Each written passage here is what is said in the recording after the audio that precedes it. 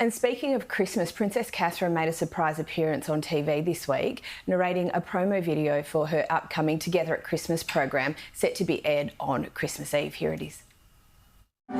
Join me this Christmas Eve for a special carol service to celebrate all those who've shown love, empathy and kindness in their communities this year.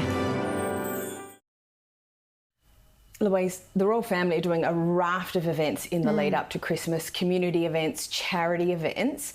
What are the highlights? Well, some of the highlights have been William was at Picton Barracks recently where he exchanged gifts and had some great fun with some children of the members of the military itself. And one of those kids actually drew a fantastic portrait of him on a Post-it note of all things and handed it to William, who said, "Oh my God, looks like I've got about 5 nostrils," and sort of made a joke and made the child feel totally at ease. But then very nicely wrapped it up or sort of folded it up and popped it in his coat pocket, which I thought was a nice touch.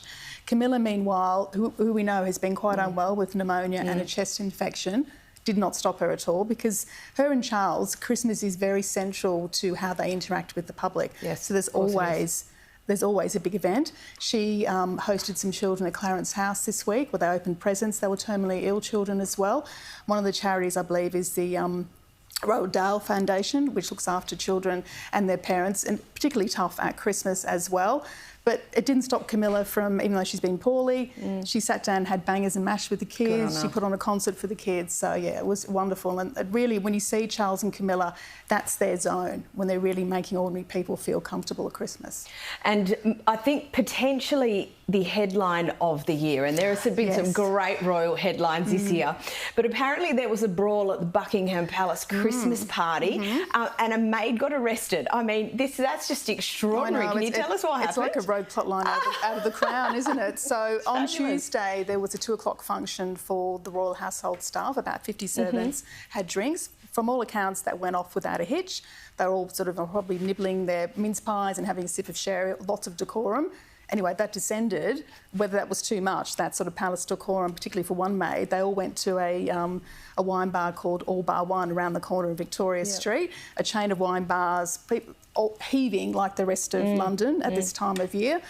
50 of them turned up. It was prearranged, but a big influx of royal staff in high spirits, already been sort of celebrating before that. And apparently one of the housemaids just decided to target one of the bar managers, tried to punch the bar manager, I believe, smashed some glasses. The bar manager tried to remonstrate or tried to obviously get the group in to calm her down. She was in very high spirits. And the police were called. She was arrested, drunk and disorderly, affray, attempted assault, I believe, amongst other things, taken away, put in a cell overnight, released with a fine, which I think, in the circumstances, is probably getting away with it pretty well, I think. Yes, but what we don't know, of course, is whether she's managed to keep her job, because household take a very dim view of staff going out and getting blind drunk and causing commotion when they're still technically on duty because they're representing the household. So. Commotion is a pretty polite way to put it. I love the fact that even they can't get good, reliable staff despite all their screening processes. Yeah, no doubt. And then something like that still happens. No one saw that coming. No.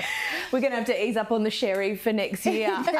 Angela, the King, we understand he has been out this week with the CEO of Apple, Tim Cook. So what's this all about? Look, I think this is really interesting. This is at Battersea Power Station. He was there. There were some markets outside. Then he went in and he saw a lot of people who are doing programs in AI. And I think this is what's super interesting about Charles.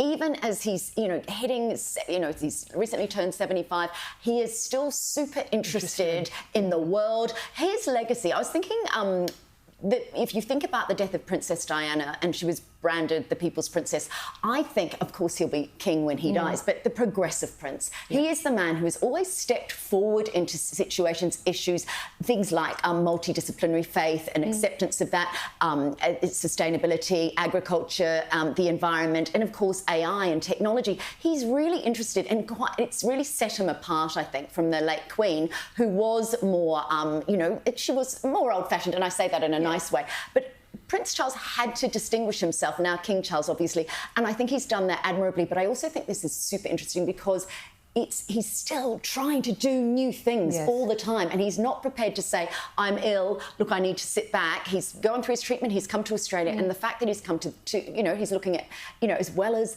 all the community things that he does, he's looking at corporate and commercial interests as well as Very interesting. I also think that with Charles trying the new things, it makes the transition from the Queen to William a lot easier. Yes. And I understand that's not going to necessarily suit everyone, or not everyone's going to like that, but it is going to make that generational change, I think, just be that a little bit more smooth, because so much has happened over the period of time of since when the Queen was born to when William was born, and I think Charles has a great opportunity to kind of carry that through. And going from the capital R royal, what the Queen was, to what William stated as a small R royal.